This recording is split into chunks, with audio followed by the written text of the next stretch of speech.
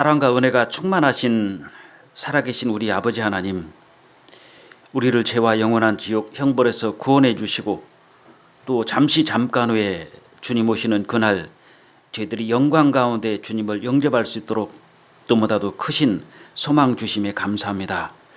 또 우리 한국만이 아닌 땅끝까지 복음을 전할 수 있도록 지경을 넓혀 주시고 또 할 일을 주셔서 감사합니다. 주님 오시는 그날까지 저희들에게 주어진 사명 잘 감당하고 부족함이 없이 영광 중에 주님을 영접할 수 있도록 도와주시기를 원합니다. 이곳 울산 서북교회 다음 주부터 집회가 계획되어 있습니다. 집회를 주관하시고 말씀을 전하시는 이경수 목사님께 더 많은 믿음과 또 능력의 말씀과 총명을 갑절이나 더해 주시고 또 복음을 전하는 우리 형제 자매님들 그 하는 모든 손길 위에 영육간의 은혜 베풀어 주시고 또 귀한 결과가 나타날 수 있도록 도와주시옵소서. 또 교회 안에서 주님을 섬기고 있는 우리 형제 자매님들 개인과 가정마다 주님께서 지켜주시고 비록 코로나19로 인하여 환경과 상황은 어렵지만 그래도 이 일을 잘 극복하고 복음을 전할 수 있고 또 신앙을 끝까지 지킬 수 있도록 도와주시기를 원합니다. 이 시간 여러 가지 사정으로 인하여 이 장소에 참석하지 못한 형제 자매들 은혜로이 지켜주시고 병중에 있는 형제 자매 있다면 주님 비록 이 자리에 함께하지 못하지만 그 마음을 지켜주시고 위로해 주시고 더욱더 그 열악한 환경 속에서도 오직 주님만 바라보며 살아갈 수 있도록 도와주시옵소서. 시종을 걸어가신 주님 능력의 손길에 부탁드리며 우리를 구원하여 주신 고마우신 주 예수 그리스도 이름으로 기도드렸습니다. 아멘. 혹시 여기 선풍기 조금 속도를 낮추면 안 될까요? 어떻게 하는가? 좀 시끄럽지 않나요? 괜찮으면 그냥 저는 괜찮은데요. 오늘 히브리서 12장을 찾도록 하겠습니다. 히브리서 12장.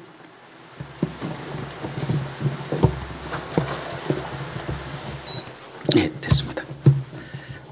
히브리서 12장 1절 2절을 제가 천천히 읽어드리겠습니다. 히브리서 12장 1절 2절. 이러므로 우리에게 구름같이 둘러싼 허다한 증인들이 있으니 모든 무거운 것과 얽매이기 쉬운 죄를 벗어버리고 인내로서 우리 앞에 당한 경주를 경주하며 믿음의 주요 또 온전케 하시는 이인 예수를 바라보자. 저는 그 앞에 있는 즐거움을 위하여 십자가를 참으사 부끄러움을 개의치 아니하시더니 하나님 보좌 우편에 앉으셨느니라. 좀 제가 설교를 이제 원래는 이 주제가 아니었습니다.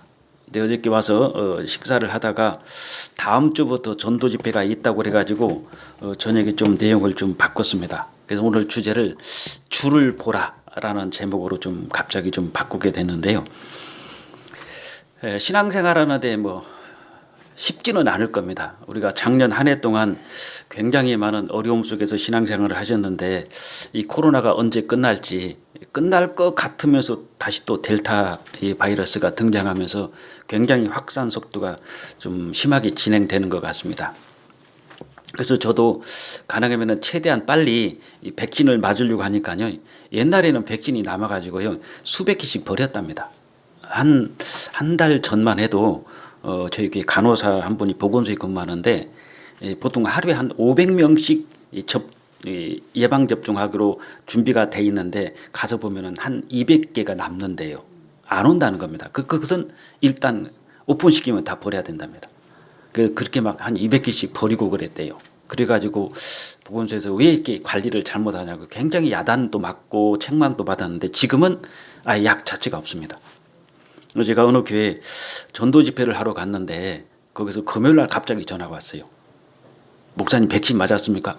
안 맞았는데요. 그랬더니 백신 맞고 오셔야 되는데요.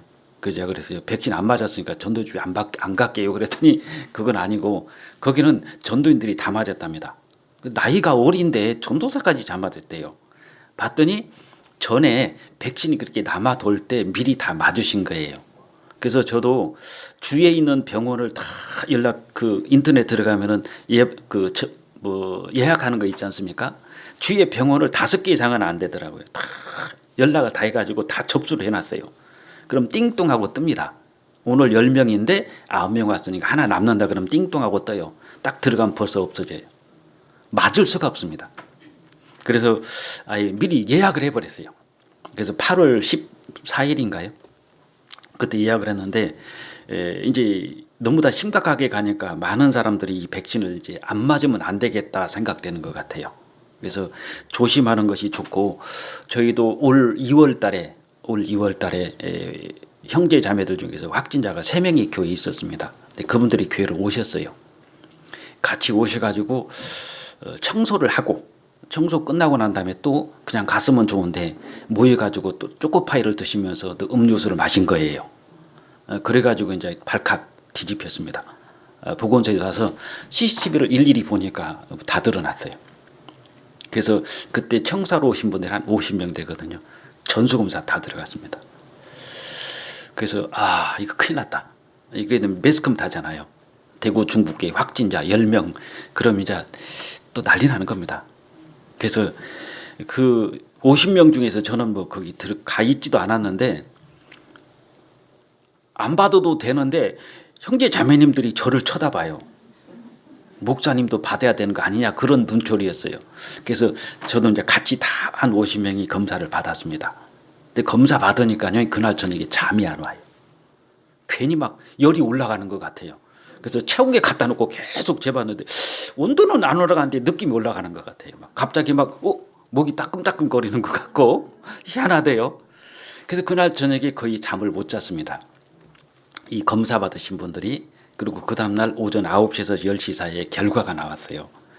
막 어떤 자매냐 막 울고 물론 양성은 한 명도 안 나오더라고요. 전부 다 음성이 나와가지고 조용히 끝났는데 그 이유는요 한 가지입니다. 마스크예요. 마스크만 제대로 쓰면 안 걸립니다. 두 사람이 여기 확진자가 10명 있어도요 마스크만 쓰면 안 걸려요. 그래서 최고로 완벽한 백신은 화이자나 아스트라제네카, 모더나가 아니라 진짜 가장 확실한 백신은 마스크입니다. 그래서 마스크를 쓰니까 한 명도 안 걸리는 거예요. 그래서 시청에서는 저희 교회 오면은 잠깐 보고 그냥 쳐다보고 있다 바로 갑니다. 작년에 대구에 굉장히 심할 때 우리는 입구에다가 크게 써놨어요. 본 교회는 정부의 방침과 또 모든 시책에 적극적으로 협조하는 교회입니다라고 써붙여놨더니 안 들어와요. 그때부터 교회는 이 모범적이네. 그래서 정문을 다 폐쇄시켰거든요. 그래서 뒤로 해가지고 쪽문으로 들어오고 그러니까 굉장히 이 교회는 이 정부 시책에 잘 따라주는 교회구나. 그렇게 인정이 되는지 공무원들이 그냥 와서 딱 둘러보고 잘하고 계시네요. 그냥 떠나셔요. 그래서 간섭은 그렇게 많이 안 받습니다. 지금 대구는 이런 형편이고 지금 거리두기 단계가 지금 2단계로 격상되면서 50% 보이다가 30%로 또 줄어들었잖아요. 그래서 교회 학교가 2주 딱 시작했습니다. 방학 지지난 주부터. 근데 갑자기 또 서울에 막 1,000명 이상이 늘어나니까 2단계로 격상하면서 또 교회 학교가 또 문을 닫았어요. 그래서 초등부는 나오는데 유치부는 못 나옵니다. 왜냐하면 30% 모이다 보니까 저희들은 장소가 좁아요. 그래서 성인이 한 240명 정도 되고요.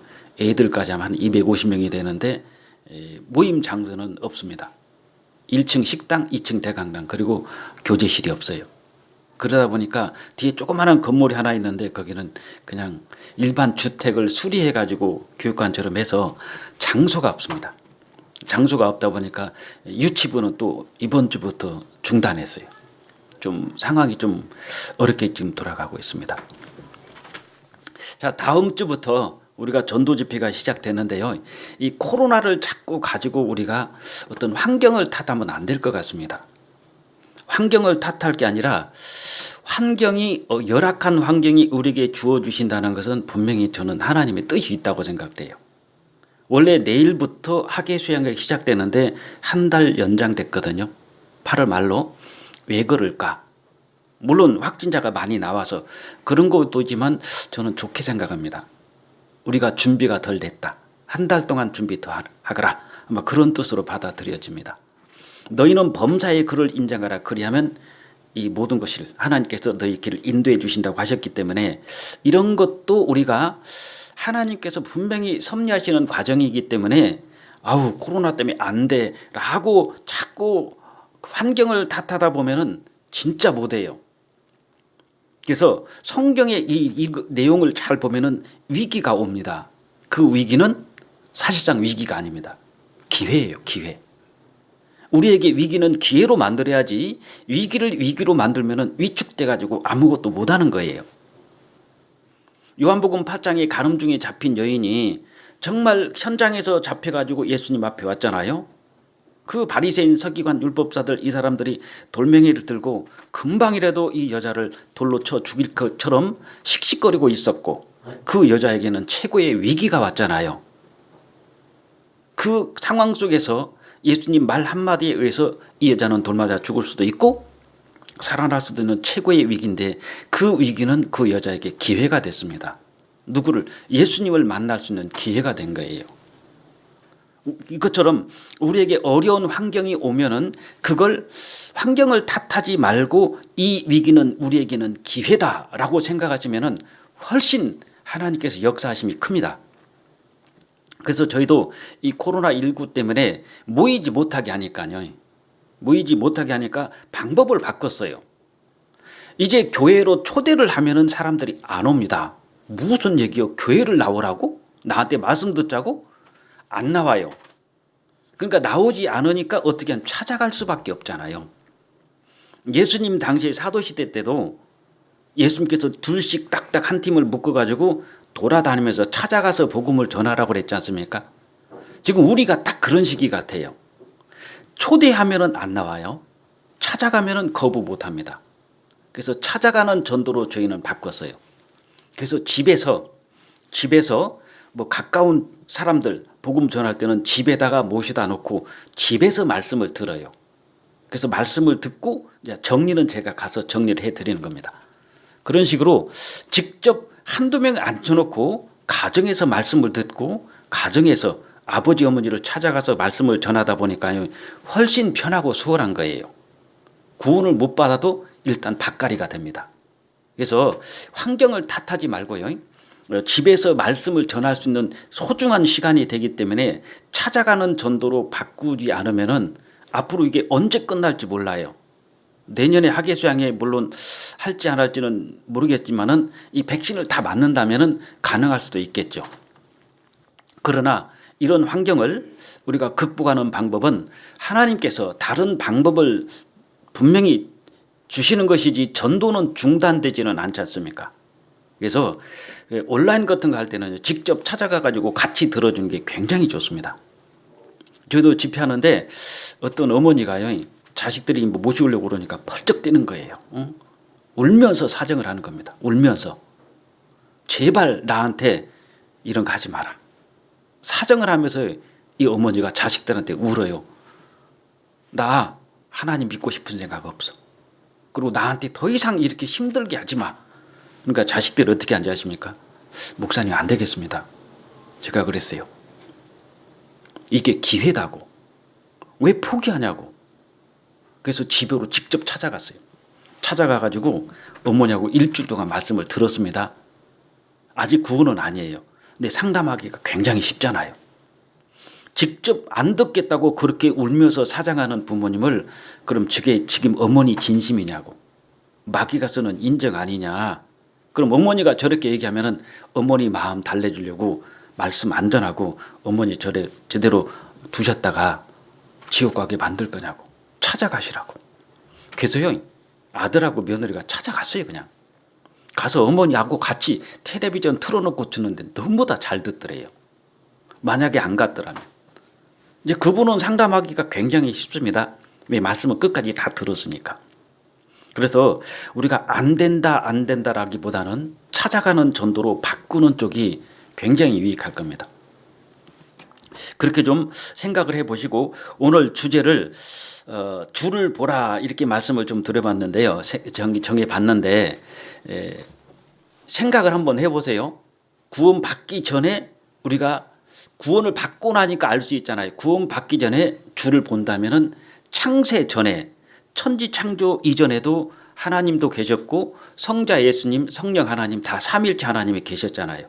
그럼 창세 전으로 우리가 돌아가 본다면은 어떻습니까? 그때부터 하나님은 준비하신 게 있습니다. 바로 교회입니다. 교회. 그 하나님의 신부이신 교회를 준비하시기 위해서 먼저 하신 것이 뭐냐면 만물을 창조하셨잖아요. 에덴 동산에서 모든 것을 만들어 놓고 지구상의 모든 식물과 동물과 생물을 만들어 놓고 그 다음에 아담과 하와를 만들듯이 이 우주 만물을 만드신 것도 하나님께서 뭐였냐? 준비잖아요. 왜냐하면 교회를 위한 이 우주 만물을 창조도 준비입니다. 준비. 교회를 위해서요. 그럼 생각해 보십시오. 교회를 위해서 이 우주 만물을 창조했다면 우리 교회는 구원받은 성도는 우주 만물보다 소중한 겁니다. 그럼 만물을 만들어 놓고 교회를 해서 만들었다면 교회는 교회의 머리는 주님이시잖아요. 주님께서 교회를 위해서 창세 전부터 이미 준비하고 있었다는 겁니다. 그걸 우리가 거기서부터 주님을 좀 볼 줄 알아야 되거든요. 그래서 창세 전부터 하나님은 교회를 예정하시려고 준비하셨고 그 교회를 위해서 하나님께서 하신 것은 만물을 창조하셨다는 겁니다. 여기다 검은 실 하나를 넣어주시고 에베소서 1장으로 가보겠습니다. 좀 상의 좀 벗어도 되겠습니까? 상의 좀 저 광재 굉장히 더울 것 같으세요.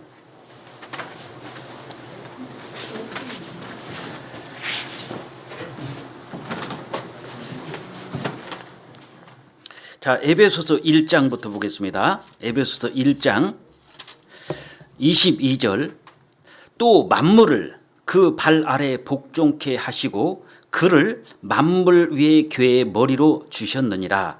자, 교회가 있고 만물이 있잖아요. 만물 위에 교회가 있고 그 교회의 머리가 하나님이십니다. 주님이셔요. 그럼 생각해 보세요. 이 우주 만물은 교회를 위해서 만들어 놨고 교회보다 이 만물보다 더 높은 게 교회단 말입니다. 그 교회의 머리로 주님이 계시잖아요. 그럼 이걸 보면은 하나님께서 우리 인간을 구원하기 위해서 이 우주 만물을 창조하셨다. 주님의 몸된 교회를 만들려고 이 우주 만물을 창조했다는 것은 구원받은 나는 이 우주 만물보다 사실 소중한 거예요. 거기서부터 이제 주님을 보는 겁니다. 세상에 교회를 위해서 구원받은 성도를 위해서 주님의 몸된 교회를 위해서 이 우주 만물을 하나님이 창조하셨구나. 그걸 생각하면 어마어마한 하나님의 계획이고 우리를 향하신 하나님의 그 준비 과정은 엄청나다는 겁니다. 근데 교회는 안 없어지지만 우주 만물은 없어지잖아요. 그래서 요한계시록 4장 5장에 보면은 휴거돼서 교회가 천상으로 올라가거든요. 근데 요한계시록 21장에 가면은 새 하늘과 새 땅이 나오는데 처음 하늘과 처음 땅이 없어지잖아요. 근데 교회는 천상으로 올라갑니다. 이 교회를 준비하시려고 창세 전부터 하나님이 준비하신 거예요. 그리고 그 교회를 준비하시기 위해서 이제 직접 오신 예수님을 이제는 직접 봐야 됩니다. 그래서 우리가 성경을 볼 때 하나의 글자로 이론으로 본다면은 사실상 남는 게 없고 우리 삶이 안 바뀌어요. 우리 삶이 왜 안 바뀌냐면은 말씀은 분명히 알거든요. 근데 왜 안 바뀌냐? 이유가 있어요. 하나님의 말씀을 그냥 성경으로만 보니까 그렇습니다. 데살로니가 교회가 왜 그렇게 믿음이 좋고 칭찬을 받습니까? 데살로니가 전서 2장을 보겠습니다. 2장. 이건 굉장히 중요하다고 저는 믿어요. 2장 13절 이러므로 우리가 하나님께 쉬지 않고 감사함은 너희가 데살로니가 성도들이죠. 우리에게 들은 바 하나님의 말씀을 받을 때 사람의 말로 아니하고 하나님의 말씀으로 받음이니 진실로 그러하다. 이 말씀이 또한 너희 믿는 자 속에서 역사하느니라 그랬죠. 이 데살로니가 성도들이 바울 사도와 그 일행들이 복음을 전할 때요, 사람의 말로 받지 않냐고 바울 사도가 저렇게 말하네? 그게 아니라 사람의 말로 받지 아니하고 하나님의 말씀으로 받음이니 진실로 그러하다. 이 말씀이 너희 믿는 자 속에서 역사하느니라. 이 말씀을 들을 때 하나님께서 지금 나에게 주신다라고 하면은요, 분명히 바뀌어집니다. 나는 시간이 지나가면 지나갈수록 틀림없이 나는 바뀌어져 있어요. 근데 왜 안 바뀌죠? 사람의 말로 받으니까. 심지어는 목사님들의 설교를 하면은 저 나한테 하는 소리 아니요? 이렇게 오해하시는 분들도 있어요. 맞죠? 나한테 하시는 말씀이죠. 근데 목사가 하는 건 아닙니다. 목사는 하나님의 말씀을 전달해 주는, 말하자면 옥상에 있는 물탱크의 물을 각 가정에 배달해 주는 그 수도관이 있잖아요. 수도관의 역할을 하는 것뿐이거든요. 물을 전달해 주는 역할이고 이 물은 목사가 주는 건 아니잖아요. 하나님의 말씀은 목사가 주는 게 아니죠. 말씀을 그대로 전달해 주는 수도관의 역할을 하는 것이 목회자들입니다. 그러니까 감정을 가지고 말씀을 들으면 어떻게 되냐? 저 목사님이 나 들으라고 하는 거 아니요? 이렇게 될 수가 있어요. 그럼 어떻게 되죠? 목사된 신뢰가 깨져버립니다. 제가 어느 교회에서 목회할 때 말씀을 전하고 내려가니까 막 이러한 체격이 있는 형제님이 저를 따라 들어왔어요. 그러더니 밥도 안 먹었는데 잠깐 상담 좀 하재요. 그래서 앉아가지고 하는 말씀이, 오늘 목사님 오늘 말씀 꼭 다 나 들으라고 한 것 같아요. 그러더라고요. 그래서 그럼 맞죠. 형제님이 들으라고 하셨죠. 저도 들어야 되고요. 그랬더니 누가 말했어요? 그러는 거예요. 누가 말했냐요? 자기 말을. 나는 그 형제가 뭔지도 몰라요. 전혀 모르고 말씀을 했는데 우리가 이렇게 열심히 살아야 되지 않겠느냐. 그 했는데 자기는 열심히 안 사는 거예요. 그러니까 누군가가 이거 내 말을 갖다가 지금 목사한테 뒤에서 고자질했다 이런 식으로 받아들이는 거예요. 그 내가 형제님 지금까지 신앙생활을 그렇게 하셨냐고. 근데 구원받은 지 20년이 되는데도 형제님은 아직도 구역장도 못 하고 있지 않냐. 그런 식으로 왜 말씀을 그렇게 듣냐.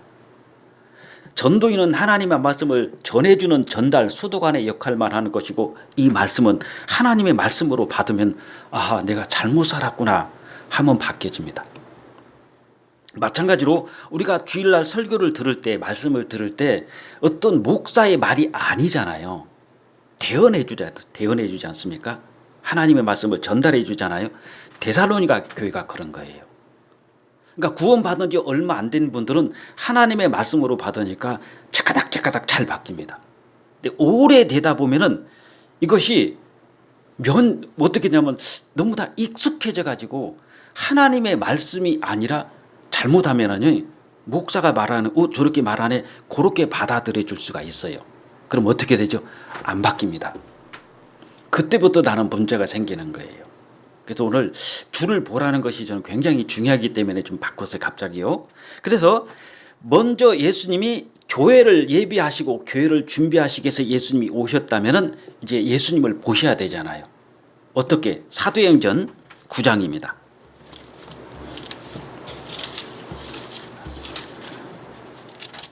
사도행전 9장 4절부터 제가 읽겠습니다. 지금 바울 사도가 구원받기 전에 사울이 다메섹으로 가는 과정 속에서 예수님을 만난 거예요. 4절 땅에 엎드러져 들음에 소리가 있어 가라사대 사울아 사울아 네가 어찌하여 나를 핍박하느냐 하시거늘 5절 대답하되 주여 니시오니까 가라사대 나는 네가 핍박하는 예수라 그랬죠. 만약에 여기서 사울이 하늘에서 소리가 들렸습니다. 사울아 사울아 어찌하여 나를 핍박하느냐 주여 니시오니까 나는 네가 핍박하던 예수다 했을 때 그냥 내가 핍박하는 예수 이단의 괴수 이런 식으로 받아들였으면은요 이 바울 사도는 아마 왼수로 생각했을 거예요. 예수님을. 그런데 어떻게 했습니까? 이단의 괴수인 예수님이 아니라 하나님의 음성으로 받아들이잖아요. 그러니까 바울 사도가 180도 확 바뀌어집니다. 이 바울 사도는 예수를 믿는 사람이 아니었어요. 이 당시에 유대교인이었고 예수 믿는 사람들을 이단 취급하고 어떻게든 예수를 못 믿게 막으려고 하는 사람이 사울이었습니다. 그런데 예수 믿는 사람들이 지금 다메섹에 있대더라. 그 사람들을 잡아 들으려고 체포영장 가지고 가다가 하늘에서 소리가 들렸어요. 사울아 사울아 어찌하여 나를 핍박하느냐 주여 니시오니까 나는 네가 핍박하는 예수다. 그래요? 내가 핍박하던 잘 만났습니다. 당신 이단 아니요? 이런 식으로 나왔다면 사울은 여기서 끝나잖아요. 근데 그 음성을 사울은 그냥 하나의 많은 사람들이 따르고 있는 예수라는 그 말이 아니라 하나님의 음성으로 그대로 받아들이지 않습니까? 그러니까 어떻습니까? 그냥 꼬꾸라지는 거예요. 그리고 사울은 바울로 바뀌고 사울에게 새로운 하나님의 성령이 들어오시고 사울은 바울로 바뀌면서 삶이 바뀌어지잖아요. 이때 그냥 내가 핍박하는 예수라고 생각했다면 사울은 받아들일 수가 없어요. 변화가 안 일어납니다. 여기서 사울이 왜 바뀝니까? 하나님이 나를 부르시는구나. 내가 하나님을 핍박했구나. 하나님의 음성으로 받으니 진실로 그러하다. 이 말씀이 너희 믿는 자 속에서 역사하느니라. 바울 사도는 하나님의 음성으로 그대로 믿고 받아들이는 그 상황 속에서 180도 바뀌어지잖아요. 신앙은요, 하루아침에 바뀌어질 수도 있어요. 내가 잘못 살다가도 어느 날 말씀을 듣다가 180도 확 바뀌어집니다. 왜? 그동안은 사람의 말로 들었다가 딱 듣는 순간에 하나님의 말씀으로 딱 받아들이는 순간 하나님께서 나에게 이렇게 말씀하시는구나 확 바뀌어지잖아요. 설교 한 번 듣고 담배가 끊어지고 술이 끊어지고 여기 나쁜 습관이 딱 끊어지는 경우가 있습니다. 하나로. 왜 그렇죠? 하나님의 말씀으로 받으니까 그런 거예요. 근데 왜 안 바뀌어지냐? 사람의 말로 받으면 나는 안 바뀌어집니다. 그래서 예수님을 처음 우리가 만났을 때 어떻게 해야 되느냐? 이 사울처럼 주여 니시오니까 요것 먼저 물어봐야 되잖아요. 주를 보라. 먼저 우리가 주를 봤을 때 어떤 초리 마시는 예수님을 봤을 때 주여 니시오니까라고 물어봐야 되잖아요. 주님, 신분을 물어보는 겁니다. 누구십니까? 이 사울이 그런 거잖아요. 당신은 누구시냐고. 지금 누구십니까? 나는 네가 핍박하는 예수다. 곧 구약에 말씀하신 하나님이다 그거잖아요. 먼저 우리가 주를 볼 때 창세 전에 주님을 보셨을 때는 교회를 위해서 예비하시고 교회를 세우러 오신 주님, 초림하신 예수님을 우리가 볼 때는 주님 누구십니까? 라고 물어봐야 되잖아요. 나는 네가 핍박하는 예수다. 다시 말하면 나는 하나님이다잖아요. 먼저 우리가 주를 볼 때 예수님을 하나님으로 정확하게 믿어야 됩니다. 왜? 하나님이 인간의 모습으로 오셨잖아요. 미가서 5장 2절에도 그는 근본 상고의 태초이라 그랬죠. 태초부터 계신 하나님. 이사야 9장 6절에 이는 한 아기가 우리에게 낳고 한 아들을 우리에게 주셨는데 그 이름은 기묘자라 모사라 전능하신 하나님이라. 자, 하나님이 실제로 이 세상에 내려오신 거예요. 이건 모든 인간은 잊어버리면 안 됩니다. 그래서 우리가 서기 2021년을 쓰는 이유는 하나님께서 직접 인간 세상에 내려오셨다. 그래서 우리가 하나님을 확인하는 그 통로 중 하나가 성경, 양심, 자연 만물, 이스라엘, 역사. 가장 확실한 것은 하나님께서 인격적 계시해 준 게 있습니다. 바로 하나님이 직접 인간의 모습으로 내려오신 분, 그분이 예수님이시잖아요. 그래서 전 세계 모든 인류는 반드시 예수님이 누군지를 알아야 되기 때문에 전 세계가 통이 알려면 어떻게 해야 되겠습니까? 예수님이 오시기 전을 BC, 예수님 오시긴 이후를 AD로 해가지고요. 서기 2021년을 왜 쓰냐 너는? 그럼 시점이 언제냐? 왜 21년이지? 2021년? 시작이 언제지? 예수 그리스도의 탄생. 예수님의 탄생하고 나하고 무슨 상관이 있는데 왜 예수님의 탄생이 인류 역사의 기원의 시작이지? 그러면서 예수님을 보라고 생각하라는 거잖아요. 하나님이 인간의 모습으로 직접 오신 분이 예수님이시고 그 예수님은 아버지가 내 안에 있다고 그랬지 않습니까? 그러니까 예수님이 말씀하시면 모든 것이 다 이루어져요. 천지창조를 하나님이 조물딱조물딱해서 만드신 게 아니라 말씀하시면 되지 않습니까? 빛이 있으라 하시니까 빛이 있었고 또 모든 식물과 동물이 말씀하시면 그대로 쫙쫙 드러났잖아요. 말씀으로 만물을 창조하신 것처럼 예수님께서 어떤 문둥병이 됐든 기머거리가 됐든 소경이 됐든 절뚝발이든 이런 사람을 고칠 때 수술한 것도 아니고 그거 가지고 일일이 만진 것도 아니고 그냥 네 믿음대로 되리라. 말씀 한마디로 다 움직이잖아요. 파도가 치고 정말 배가 뒤집어질 상황이 됐을 때 바람아 멈춰라. 바람이 딱 파도야 잔잔하라. 잔잔해지고. 어떻게 사람인데 이분이 말씀을 하니까 자연이 그대로 순종하죠. 그분은 하나님이시기 때문에 그래요. 물로 포도주를 어떻게 만들죠? 포도주를 만들면은 포도 농사를 져가지고 포도를 따서 그걸 갖다가 넣어가지고 발효시켜야지 포도주가 되는데 항아리에다가 물을 떠다 놔라. 그리고 하나님께서 떠다 주라. 주님 말씀하시니까 그게 물이 H2라는 이 물이 갑자기 포도주로 바뀌잖아요. 어떻게 이럴 수가 있냐는 겁니다. 우리 전도 집회도 마찬가지예요. 전도 집회는 밖으로 보면은 마귀와의 전쟁이고 안으로 보면은 천국 잔치입니다. 진짜 혼인 잔치하고 똑같은 거예요. 혼인 잔치하고 같다고 생각됩니다. 왜? 한 사람 구원받으면 하나님의 신부가 한 사람이 늘어나는 그런 모습이니까 요한복음 2장에 나오는 그 혼인 잔치는요. 전도 집회 장면이라고 보시면 돼요. 밖으로는 마귀와의 치열한 싸움이 이루어지지만 내부적으로는 잔치를 하고 있지 않습니까? 잔치를 하는데 예수님께서 초대받고 간 것은 거기서 예수님이 그 사람들한테 얻어 드시려고 간 게 아니라 포도주를 만들어 주시려고 대접하러 가신 거잖아요. 그 잔치에. 그런데 뭐라고 그랬냐? 항아리가 6개가 있는데 항아리에다 물을 가득 채우라. 그건 예수님이 하시는 게 아니에요. 그건 누가 하냐? 사람들이 해야 될 것은 항아리에다가 물을 가득 채우는 일은 우리가 해야 될 일입니다. 근데 그 물을 포도주로 만드는 것은 우리 영역이 아닙니다. 그건 주님께서 하시잖아요. 우리 전도 집회도 마찬가지예요. 우리가 항아리에다가 물을 채우는 일은 우리가 해야 됩니다. 그러니까 이 그릇을 채우고 모셔오고 집에서 듣든 교회당에서 듣든 항아리에 물을 채우는 일은 주님이 하실 일이 아니라 우리가 할 일이에요. 그 다음에 그 물을 가지고 포도주를 만들어서 잔치에 기쁨을 주시는 일은 하나님이 하시는 겁니다. 전도 집회도 똑같아요. 우리가 모시고 왔을 때 그 영혼을 구원받게 해가지고 정말 우리 천국잔치가 기쁨을 하나님께 드려야 되고 우리에게도 기쁨이 되지 않습니까? 우리가 할 일이 따로 있어요. 그래서 주여 니시오니까 나는 하나님이다. 먼저 예수님이 하나님이라는 걸 정확하게 아시고 성경을 읽으면서 주께서 가라사대 예수께서 말씀하시기를 그 말씀은 하나님이 직접 하신 거예요. 그러니까 그런 말씀을 우리가 그냥 쭉 읽고 나가면은 의미가 없어요. 하나님께서 지금 나에게 이렇게 말씀하시는구나. 주님께서 나에게 이렇게 말씀하시는구나. 그걸 하나님의 말씀으로 받아들이니까 내가 어떻게 되죠? 나는 바뀌어요. 분명히 바뀝니다. 어떻게? 성경대로 바뀌어가고 있는 거예요. 그래서 예수님께서 우리가 주를 보라는 것은 첫 번째 예수님은 누구시냐? 그분은 신분이 하나님이시다. 그래서 요한복음 1장 1절에 태초에 말씀이 계시니라. 이 말씀은 곧 하나님이시라 그랬죠.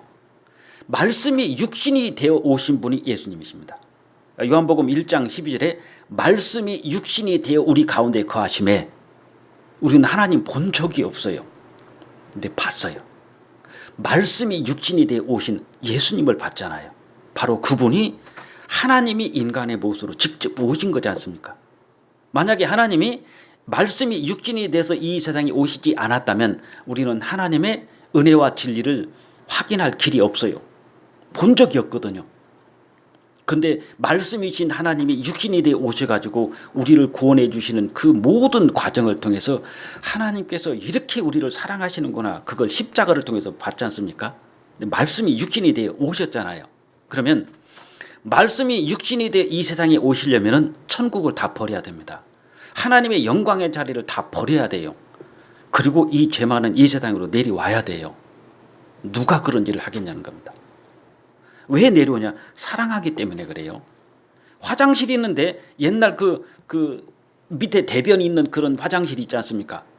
그 밑에 대변이 수북하게 쌓여 있는데 내 아들이 거기에 빠졌다고 보세요. 그럼 아버지는 뛰어내려갑니다. 그 똥 속으로 뛰어내려가요. 왜? 더럽죠. 똥을 보고 내려가는 게 아니라 거기에 빠져있는 아들을 보고 뛰어내리잖아요. 근데 왜 내려갑니까? 그 아들을 건지려고 내려가는 거예요.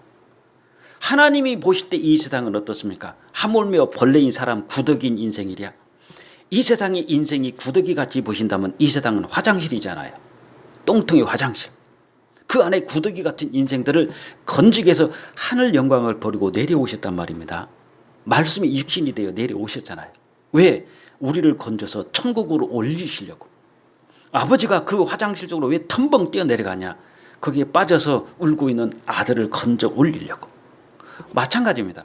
우리 신앙생활도 말씀이 육신이여 이 세상에 내려오신 예수님처럼 하나님의 말씀이 이제 육신으로 나타나야 돼요. 그게 생활이에요. 삶. 우리 삶이 말씀이 육신으로 바뀌지 않는다면 그건 지식이 됩니다. 안 바뀌잖아요. 그래서 말씀이신 하나님이 육신의 모습으로 오신 예수님처럼 우리도 말씀을 들어서 이 말씀이 육신으로 나타나야지 역사가 나타나는 거예요. 그래서 먼저 주를 보라는 것은 예수님 십자가에 오신 초림하시는 예수님을 보라. 그분은 누구시냐? 그분은 하나님이시다. 근데 그분을 잘 한번 보라는 겁니다. 예수를 바라보자 그랬죠. 이 바라보자는 말이 마치 화가가 어떤 그림을 그리기 위해서 자세히 보고 있다는 뜻입니다. 어떤 조각을 하기 위해서 사자를 조각하려면 사자를 자세히 보듯이 자세히 예수님을 바라보란 거예요. 자세히 보니까 그분은 하나님이셨어요. 자세히 보니까 그분이 하신 일이 엄청난 일을 하셨잖아요. 온 세상 사람 죄인을 구원하는 일을 하셨지 않습니까? 밑보다 모든 사람이 받을 만한 이 말이요. 그리스도 예수께서 죄인을 구원하시려고 이 세상에 임하셨다 했도다. 죄인을 구원하러 오신 일, 하신 일이 있잖아요. 그걸 잘 보라는 겁니다. 그래서 주님이 오신 것은 마치 요한복음 2장에 그 초대를 받아서 그 혼인잔치에 갔지만 거기에 초대받고 가신 이유는 섬김을 받으러 간 게 아니라 섬기러 갔고 어떤 음식을 먹으러 간 게 아니라 예수님은 음식을 만들어서 포도주를 만들어서 주려고 간 거예요. 예수님이 이 세상에 오신 것은 우리가 초대해 오셨습니까? 우리에게 주시러 오셨잖아요.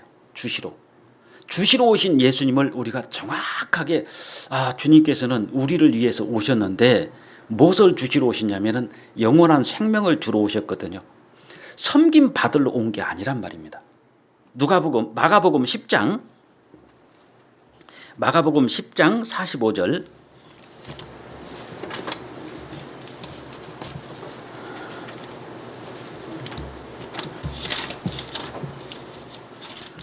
자 45절 43절부터 제가 읽겠습니다. 너희 중에는 그렇지 아니하니 너희 중에 누구든지 크고자 하는 자는 너희를 섬기는 자가 되고 너희 중에 누구든지 으뜸이 되고자 하는 자는 모든 사람이 종이 되어야 하리라. 인자에 온 것은 섬김을 받으려 함이 아니라 도리어 섬기려 하고 자기 목숨을 많은 사람의 대속물로 주려 함이라. 이 말씀을 사람의 말로 받아들이면 안 돼요. 하나님의 말씀으로 받아들이면 어떻게 되냐? 너희 중에서 크고자 하는 자는 너희를 섬기는 자가 되라. 이게 가르침이잖아요. 내가 하나님 앞에서 크고 싶다면 어떤 내가 나이가 몇 살인 줄 알아? 내가 구원받은 지 얼마나 됐는 줄 알아? 이게 아니라 너희가 으뜸이 되고자 하는 자는 너희를 섬기는 자가 되라. 그러니까 형제 자매를 섬기는 사람이 하나님께서 그 사람을 으뜸으로 높여주시잖아요. 그러니까 인간의 어떤 자존심, 자기의 생각 이것을 버리지 않으면은 신앙생활 속에서 높아지기 어려워요. 그러니까 곡식거통 있잖아요. 변은 익으면 익을수록 고개를 숙인다고 하지 않습니까? 신앙도 익으면 익을수록 숙일 줄 알아야 돼요. 연세도 드시면 드실수록 숙일 줄 알아야 됩니다. 그래야지 하나님은 나를 어떻게 합니까? 높여주잖아요. 이 말씀을 사람의 말로 받지 말고 너희 중에는 그렇지 않은데 너희 중에 누구든지 크고 싶으면 어떻게냐? 섬기는 자가 되라. 교회에서 섬기는 자가 가장 큰 자입니다. 근데 그 섬기려니까 뭐가 필요하냐? 자존심 없애야 돼요. 자존심 때문에 안 돼. 내가 어떻게 나이 어린 저런 청지한테 내가 어떻게 존댓말을 써? 이게 안 되잖아요. 근데 섬겨야지만이 내가 높아지는 거예요. 이걸 사람의 말로 받아들이지 말고 하나님의 말씀이니까 하나님께서 나한테 너 높고 싶어? 너 크고 싶어? 예 주님 높고 싶고 크고 싶습니다. 그래 섬겨봐. 내가 여기서 섬겼을 때 하나님 앞에 가면 높은 자가 되고 큰 자가 되잖아요. 44절입니다. 너희 중에 누구든지 으뜸이 되고자 하는 자는 모든 사람이 종이 되어야 하리라 그랬죠. 으뜸이 되고 싶으면 종이 되라는 거예요. 이걸 직접 예수님께서 가르쳐 주신 겁니다. 만왕의 왕이시고 이 우주 만물을 창조하신 하나님이 가장 높은 데서 낮은 데로 내려오셔서 죽으시고 우리 발밑으로 내려가셨잖아요. 그는 근본 하나님의 본짓이나 하나님과 동등됨을 취할 것으로 여기지 아니하시고 오히려 자기를 비어 종의 형체를 가져 자기를 비해서 종의 형체를 가지고 내려오셨잖아요. 가장 높은 데서 가장 낮게 내려오신 분이 예수님이십니다. 이와 같이 너희도 으뜸이 되고 싶으면 모든 사람이 종이 되라. 그러면서 예수님께서 직접 우리한테 가르쳐 주신 것이 인간의 모습으로 와서 인간에게 못 박혀 죽잖아요. 너무 다 밑에까지 내려가 주셨지 않습니까? 이게 너희도 으뜸이 되고 싶으면 그렇게 살아라 이 뜻이잖아요. 그러니까 이 세상에서는 정말 하나님 앞에 높아지고 싶고 하나님 앞에 으뜸이 되고 싶다면 우리는 정말 섬기는 자가 돼야 되고 그다음에 어떻습니까? 종이 돼야 된다는 거예요. 사도 바울 뭐라고 했습니까? 그리스도의 종 사도 바울 나 먼저 종이 나와요. 그리고 사도가 나옵니다. 그러니까 신앙생활이 왜 어렵냐면요. 이게 자존심 때문에 어려운 거예요. 종이 돼야 되고 섬겨야 되기 때문에 이게 쉽지가 않아요. 근데 그렇게 됐을 때 하나님 보실 때는 어떻습니까? 가장 아름답게 보시잖아요. 겸손입니다. 낮아지는 게 쉽지가 않는 거예요. 세상 사람들은 자꾸 올라가려고 그러고 드러내려고 그러고 자꾸 나타내려고 그러잖아요. 우리도 구원받아도 그런 마음은 있어요. 나타내고 싶고 드러나고 싶고. 그런데 하나님의 가르침은 그렇게 하면 너는 높아질 수가 없다. 너는 그렇게 하면 커질 수가 없다. 그럼 어떻게 해요? 종이 되고 섬기는 자가 되라. 그러면 어떻게 됩니까? 하나님께서 반대적으로 우리를 크고 만들어주시고 으뜸이 되게 만들어주시잖아요. 이게 하나님의 가르침이잖아요. 그러니까 시간이 가면 갈수록 나이가 먹으면 먹을수록 우리는 더욱더 하나님 앞에 섬기는 자가 되고 종이 돼야 돼요. 그럼 어떻습니까? 정말 겸손하지 않으면 주님 따라가기 어려워요. 왜 주님 따라가 어렵냐? 겸손이 안 되니까 그렇습니다. 아무리 강조해도 지나치지 않는 것은 뭐냐면 겸손이란 말입니다. 낮아지면 높아져요. 그러면서 인자가 온 것은 내가 섬김 받으러 왔냐? 당연히 섬김 받아야 되잖아요. 근데 섬김 받으러 온 게 아니라 도리어 섬기라고 많은 사람의 대속물로 주러 왔다. 나 죽으러 왔다. 주님을 예수님을 가장 자세히 쳐다보면 저분이 누구지? 왜 저분이 탄생하면서 세상 역사를 갖다 기원전 기원두로 나누지? 아, 저분이 하나님이시구나. 또 자세히 주를 바라보란 말이에요.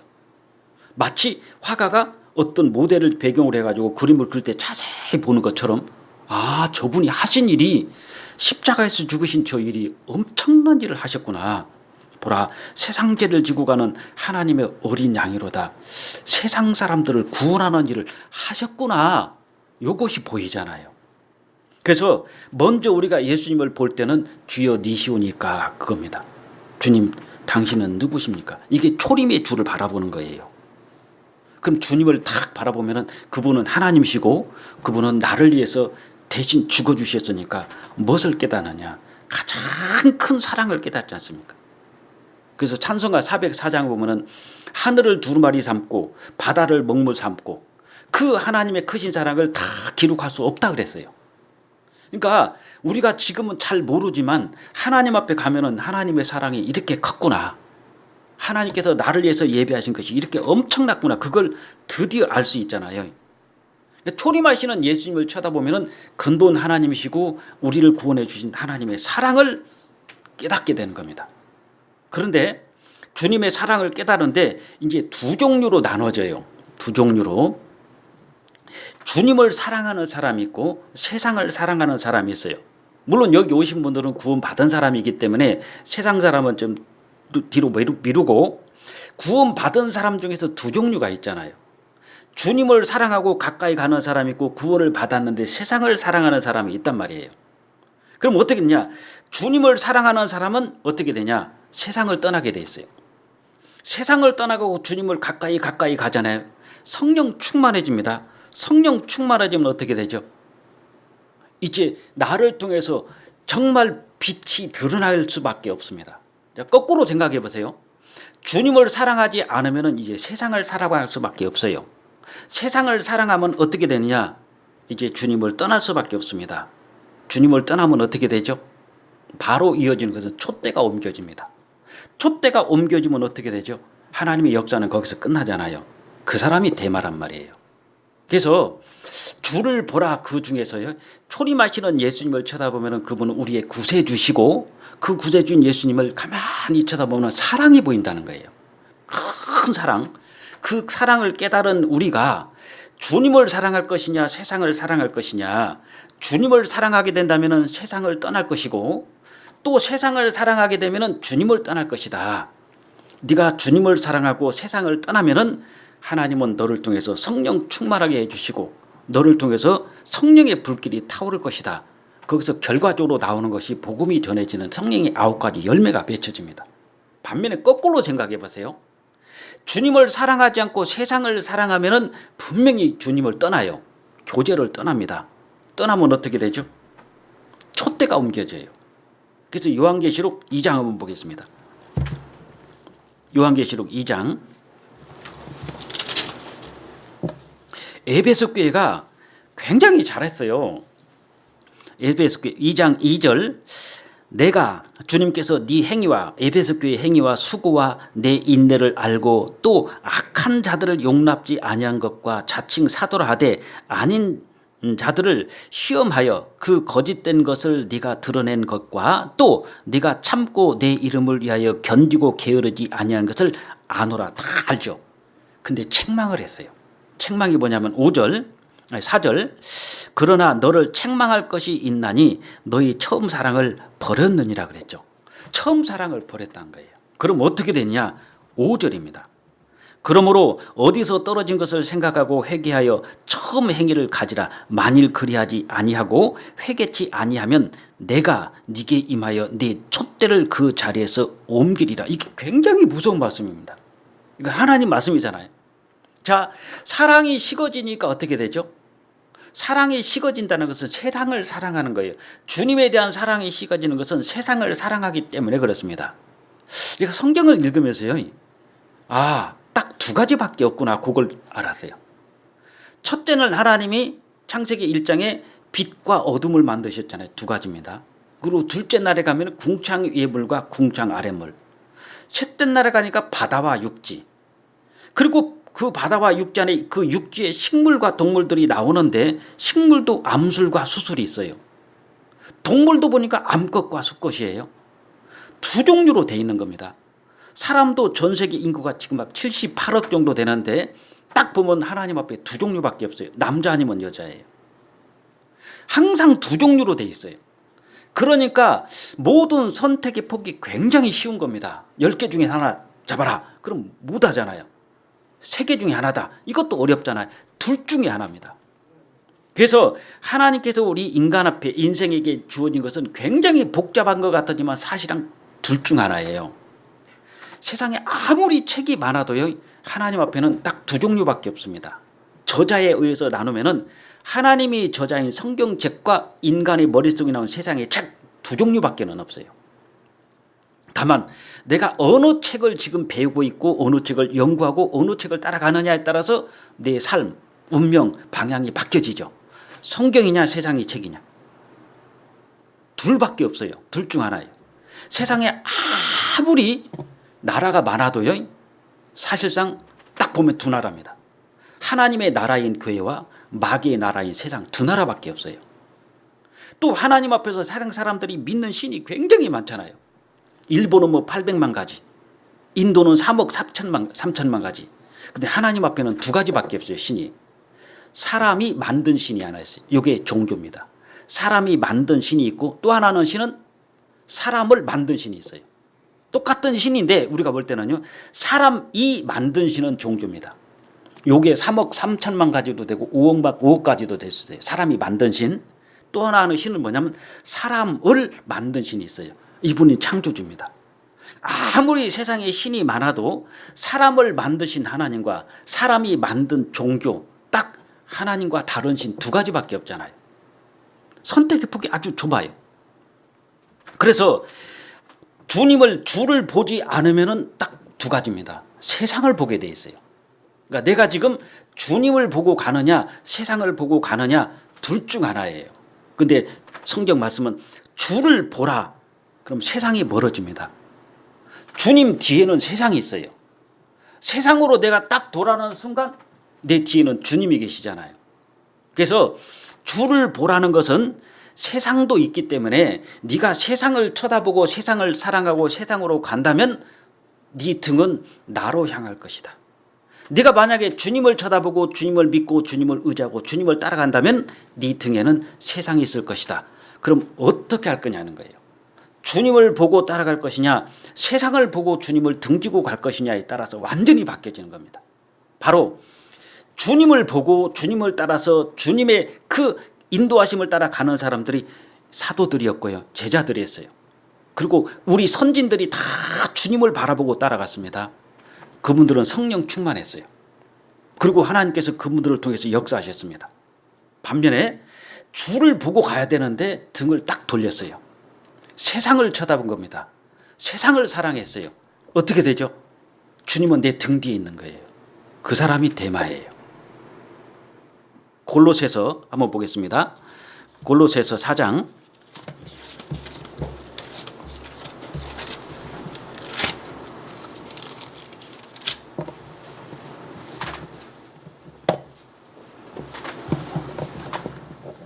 4장 14절 사랑을 받는 의원 누가와 또 데마가 너에게 문안하느니라. 여기 데마가 나와요. 데마가 나오는데 뭐라고 그랬냐. 이 데마는요 원래 바울 사도의 동역자였습니다. 빌레몬서 1장입니다. 빌레몬서 1장 디모데 후서 다음에 빌레몬서 1장 디도서 빌레몬서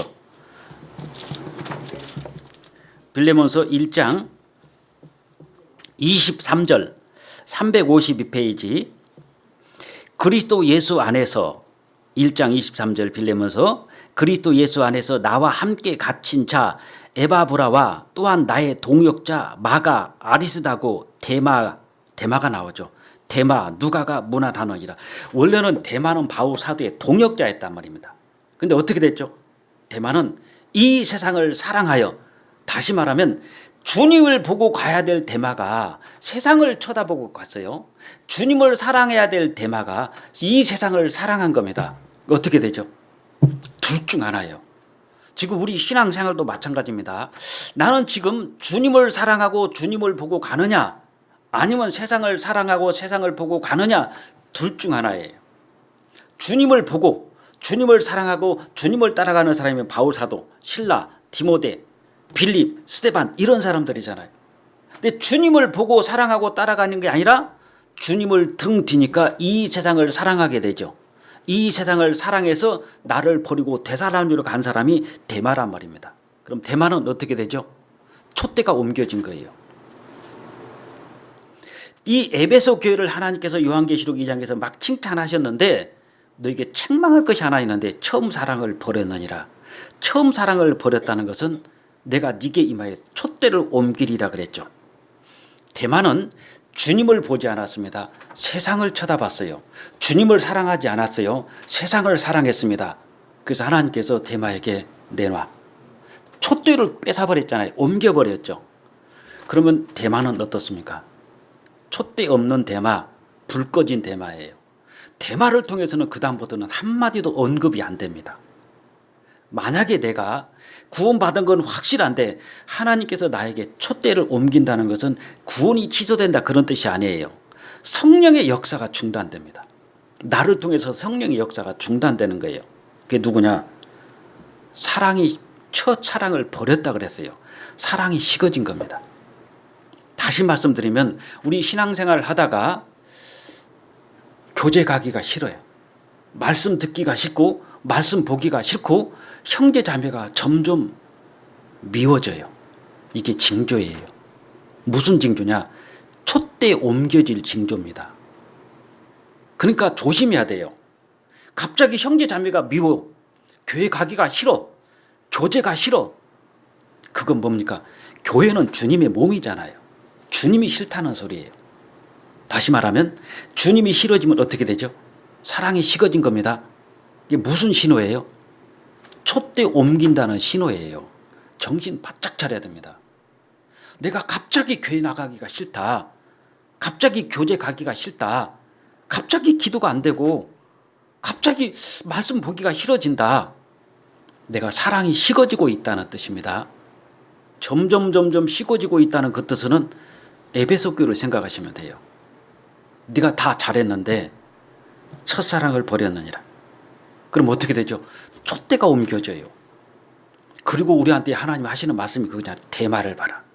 대마는 나를 버렸다. 다시 말해서 주를 보라가 아니라 세상을 쳐다봤고 주님을 사랑한 게 아니라 대마는 세상을 사랑했다. 그리고 어떻게 했냐? 나를 버리고 데살로니가로 갔다. 그리고 대마의 미래는 앞날은 어떻게 됐냐? 촛대가 옮겨집니다. 대마는 앞이 캄캄한 거예요. 성령의 역사는 거기서 끝나잖아요. 자, 우리도 구원은 받았지만은 나를 통해서 촛대가 옮겨질 수가 있어요. 그건 뭐냐? 사랑이 식어지는 겁니다. 사랑이. 갑자기 교회 가기가 싫어요. 갑자기 형제 자매가 미워져요. 그것은 빨리 생각해야 돼요.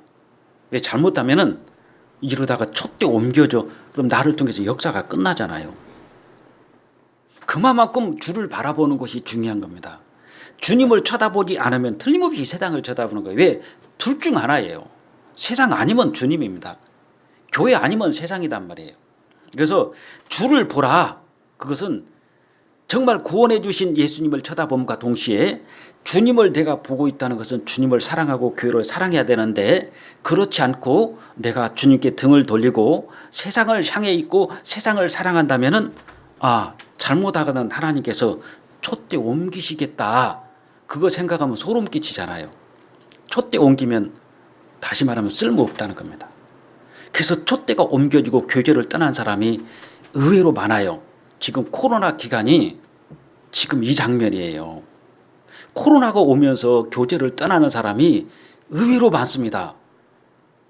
떠나버려요. 그 사람들이 누구를 쳐다봅니까? 주님 안 쳐다보잖아요. 세상을 쳐다보잖아요.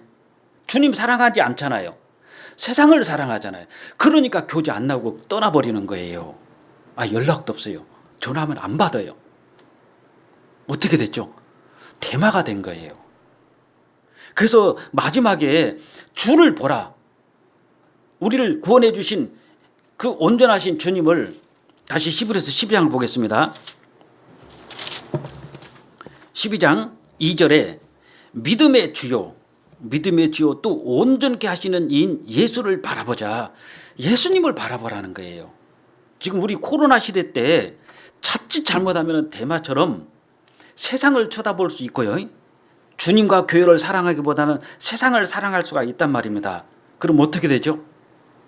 하나님께서 나에게 촛대를 옮길 수가 있고 나는 대마처럼 완전히 떠나버릴 수도 있다는 거예요.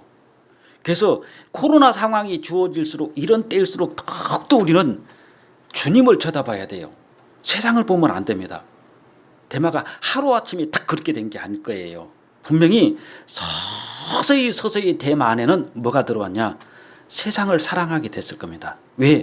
세상과 접촉을 했던 거예요. 유다가 예수님께서 제자로 삼아주는 동시에 예수님 팔아먹지는 않았잖아요. 3년 반 동안 잘 따라다녔어요. 근데 후반부에 가면서 유다는 점점점 만나는 사람들이 따로 있었습니다. 뒤로 만났어요. 서기관, 율법사, 제사장들 이런 사람을 만났잖아요. 점점 만나면서 유다는 예수님을 보다가 어떻게 합니까? 이제는 세상을 쳐다보게 되고 돈이 보이니까 예수님을 은 30에 팔아먹잖아요. 우리가 교제를 떠나는 것이 어느 날 느닷없이 딱 떠나는 사람은 없어요. 점점 다가가는 겁니다. 아브라함이 가나안 땅에 들어갔습니다. 흉년이 왔어요. 그날 바로 애굽에 내려간 게 아니에요. 점점 남방으로 옮기다가 애굽으로 들어갔습니다. 점점이에요. 이 코로나 상황이 우리에게는 위기가 아니라 점점점 세상으로 가는 그런 계기로 삼으면 안 되고 점점점 주를 봐야 되고 더 가까이 주님께 다가가야 됩니다. 그렇지 않으면요 잘못하면 이 코로나가 좀 그런 생각도 들었어요. 왜 하나님께서 허락하실까? 알곡과 쭉정이를 가르는 작업이 될 수도 있습니다. 잠언 10장 한번 보겠습니다. 시편 다음에 잠언 10장 25절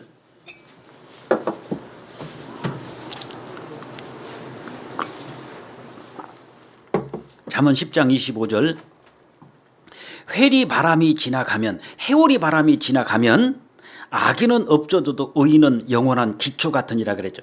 의인은 흔들리지 않아요. 큰 거함처럼 큰 바위처럼 큰 나무처럼 회오리 바람이 지나가도 그 자리를 딱 지키고 서는 게 누구냐? 그 사람들이 의인이란 말입니다. 회오리 바람이 지나가면 악인은 없어져도 의인은 영원한 기초 같으니라. 안 움직여요. 자, 코로나가 왔습니다. 정말 확실치 않은 사람은 이때다 하고 나가버려요. 교회 떠납니다.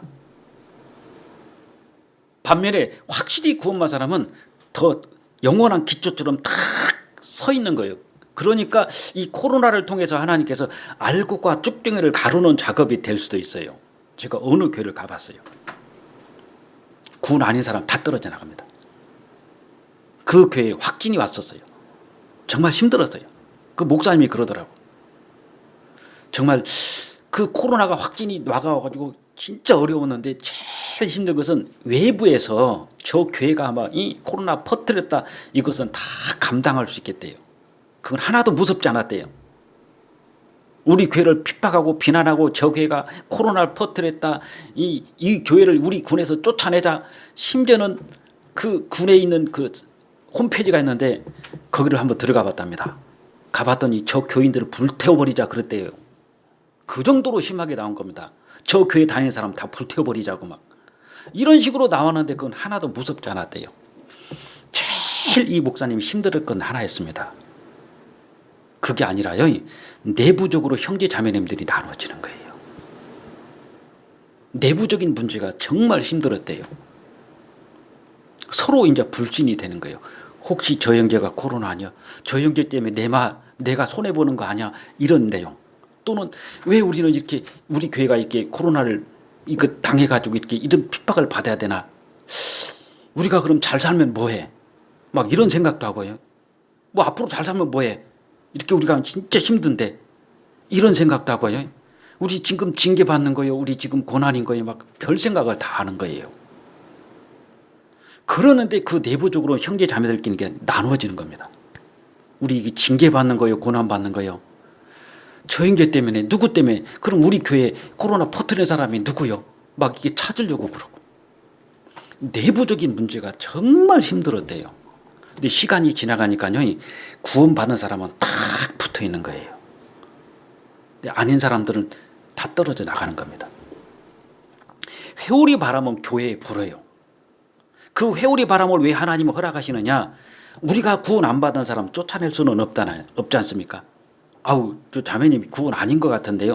형제님 구원 아닌데 나오지 마세요. 이럴 수는 없잖아요. 그럼 누가 그걸 가려주십니까? 하나님께서 교회 또는 세상에 회오리 바람을 싹 불어가지고 쭉정이는 다 날아가게 하잖아요. 하나님께서 하시는 일이라고 믿습니다. 우리가 비록 코로나로 인해서 어렵고 힘들지만은 우리가 이럴수록 이제 진짜 주님을 봐야 돼요. 대마처럼 주님을 등지고 세상을 쳐다보면은 세상을 사랑하면은 어떻게 됩니까? 이제 하나님은 촛대를 옮기는 것밖에 없어요. 그 사람을 통해서는. 우리 교회가 만약에 어렵다고 세상을 쳐다보고 주님을 등지고 세상을 사랑하잖아요. 우리 가족이 어렵다고 교제를 등하냐고 하나님을 등지고 세상을 향해 있고 세상을 사랑하잖아요. 구원은 안 없어져요. 문제는 촛대가 옮겨집니다. 촛대가 옮겨진다는 것은 하나님께서 나는 너를 네 가정을 네 교회를 쓰지 않겠다 이 뜻이잖아요. 그래서 저는 진짜 무서운 게 그거였어요. 이런 상황 속에서 행여 내가 우리 가족이 우리 교회가 정말 주님을 바라보지 않고 세상을 쳐다보면서 세상으로 점점 대마처럼 사랑하지 않을까. 그러면은 하나님은 나에게 우리 가족에게 우리 교회에게 촛대가 옮겨지면은 쓸모없는 거잖아요. 이게 가장 무서웠어요. 그러니까 이럴 때일수록 이런 환경이 열악할수록 어려울수록 우리는 더욱더 주를 바라봐야 됩니다. 그래서 주를 보라. 첫 번째는 구원하기 예수님이 오시기 전에 영원 속에 계시는 주님을 쳐다보고 인간을 구원하러 오신 교회를 세우러 오신 주님을 쳐다보고 이제 다음에는 누굴 쳐다봐야 하냐? 재림하시는 주님을 쳐다봐야 됩니다. 그러니까 세 번째 봐야 될 주님은 장차 오시는 재림하시는 주님을 쳐다봐야 돼요. 환경이 아무리 어려워도 우리는 소망이 있잖아요. 세상 사람들은 언젠가는 코로나가 끝날 것이다. 예, 끝은 날 겁니다. 근데 그것이 끝이냐고요. 그게 끝이 아니라 더 무서운 코피나가 올 수도 있잖아요. 안 그래요? 옛날 메르스, 조류독감, 사스, 신종플루 이 지독한 것들이 지나갔는데 그때마다 다 끝나기를 원했어요. 이제 잠잠하고 이제 괜찮겠지 했는데 코로나19가 와가지고 전 세계를 지금 싹 휩쓸고 있잖아요. 이 코로나19가 끝날 것이다 했는데 변이가 계속 일어나잖아요. 막 요즘 델타 바이러스는 막 지나만 가도 걸린다고 그러잖아요. 그러면 좋은 것이 오냐는 거예요. 아니잖아요. 세상 사람들은 뭔가 좀 좋아질 것 같고 이것이 끝날 것 같고 좋은 세상이 올 것 같다라고 기대를 하지만 그것은 허상입니다. 절대로 좋은 세상 안 오잖아요. 가면 갈수록 이 모든 것은 재난의 시작이단 말입니다. 세상에는 아무런 소망이 없어요. 우리에게는 이제 장차 오시는 주님을 쳐다봐야 됩니다. 재림하시는 주님을 쳐다봐야 돼요. 왜? 영광의 주님을 보는 거예요. 세 번째 봐야 될 주님은 주를 보라가 뭐냐면 영광의 주님을 한번 쳐다보라 이거예요. 장차 오시는 예수님을 생각해 보라는 겁니다. 이건 너무나도 확실하잖아요. 이렇게 생각해 보세요. 주님이 틀림없이 오신다. 우리는 이제 주님이 오시면은 영원한 세계로 들어가서 주님과 함께 영원한 삶을 산다. 약간 추상적이에요. 하도 형제 자매님들이 기다리다 지쳐가지고 요즘은 뭐라고 하는지 아십니까? 내가 살아있는 동안엔 주님이 안 오실 것 같아. 이렇게 생각해요. 살아있는 동안엔 주님이 안 오실 것 같아. 그러니까 어떻게 되죠? 눌러 앉으려고 그러는 거예요. 그러니까 점점 어떻게 냐 세속화가 될 수가 있단 말입니다. 그런데 이렇게 생각해 보세요. 제가 이 생각을 하면서요. 그래 확실하다. 그건 돈으로 생각하니까 쉽더라고요. 자, 두 종류 사람인데 어떤 사람은 로또 복권을 샀는데 이 사람은 다음 주에 로또 복권을 발표하는데 1등이 1,000억이에요. 어떤 사람은 로또 복권을 샀는데 당첨이 됐어요. 1등 1,000억을 당첨이 됐어요. 이 사람은 당첨은 아직 안 됐어요. 다음 주에 가봐야 알아요. 근데 당첨 안 된 사람은 싹싹 빌겠죠. 자기가 막 원하는 신들을 찾아가면서 제발 좀 1등 1,000억짜리가 되게 해주십시오. 계속 기도하고 있겠죠. 당첨된 사람은 어떻습니까?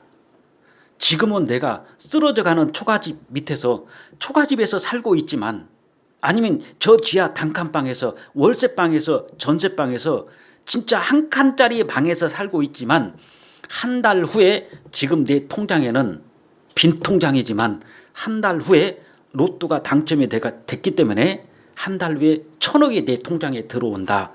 이 사람은 초가집에 살아도요. 지하 단칸방에 살아도 웃을 수 있잖아요. 왜? 지금은 내 통장이 빈 통장이에요. 한 푼도 없어. 너무 다 초라하게 어렵게 살아. 한 달 후에 1,000억이 들어와. 이 사람은 웃을 수 있는 거예요. 그리고 기쁘게 살 수 있잖아요. 반면에 다음 주에 1,000억짜리 로또가 발표가 되는데 제발 그때 됐으면 좋겠다. 싹싹 빌었는데 딱 추첨하는데 떨어졌어요. 이건 아무런 의미가 없잖아요.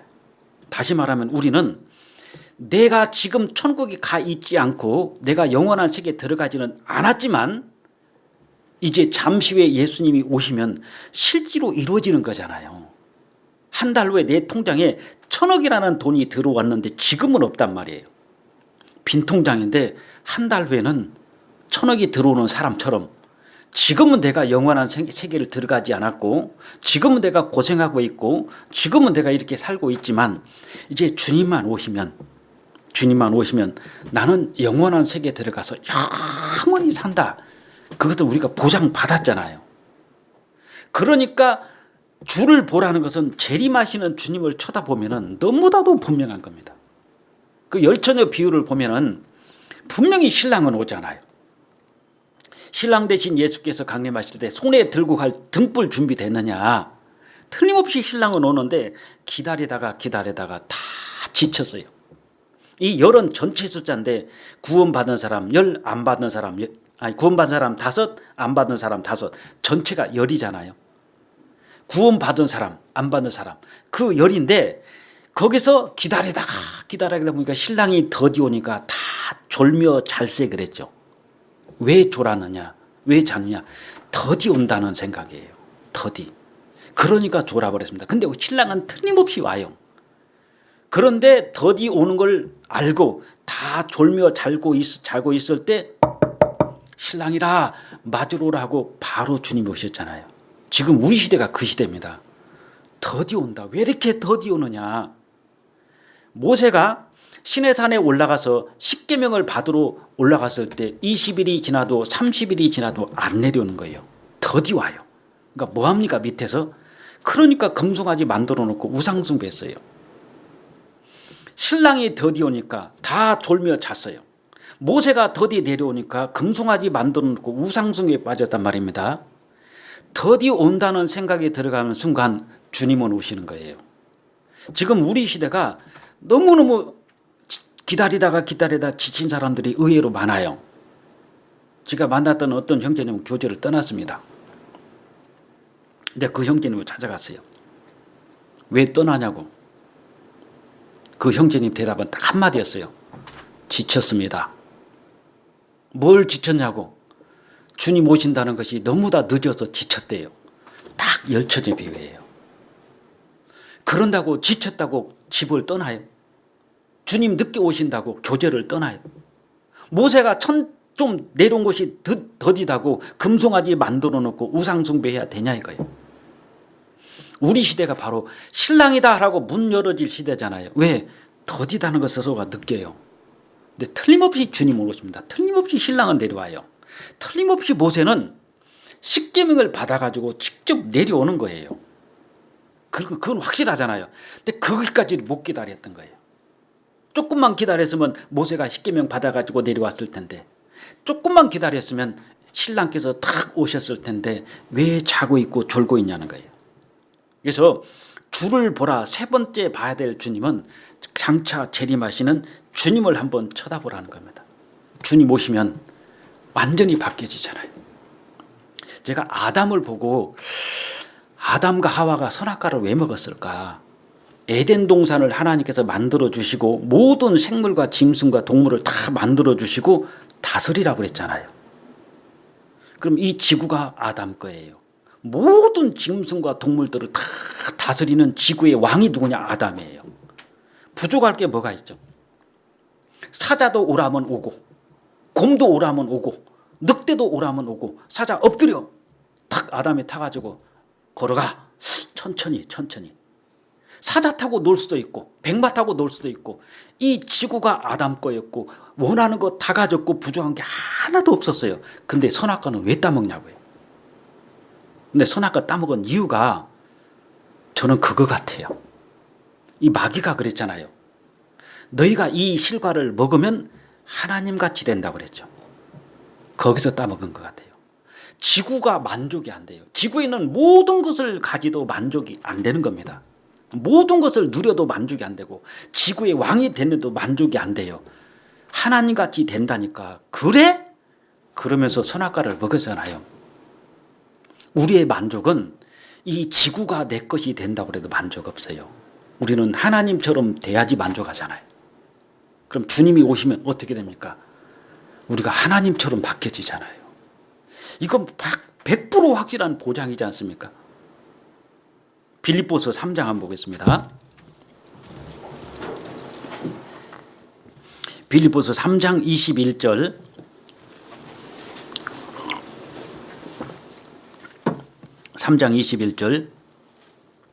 그가 만물을 자기에게 복종케 하실 수 있는 자의 역사로 우리의 낮은 몸을 자기 영광의 몸의 형체와 같이 변케 하시리라. 예수님처럼 바뀌어지잖아요. 자, 아담과 하와가 이 지구를 가지고도 만족이 안 돼가지고 하나님처럼 된다 그러니까 선악과를 먹어버렸어요. 그렇다면 우리에게 하나님이 지구를 준들 만족하겠습니까? 구원받은 우리에게 준다는 것이 뭐예요? 너는 하나님처럼 된다. 먼저 자기의 영광의 몸의 형체같이 변하잖아요.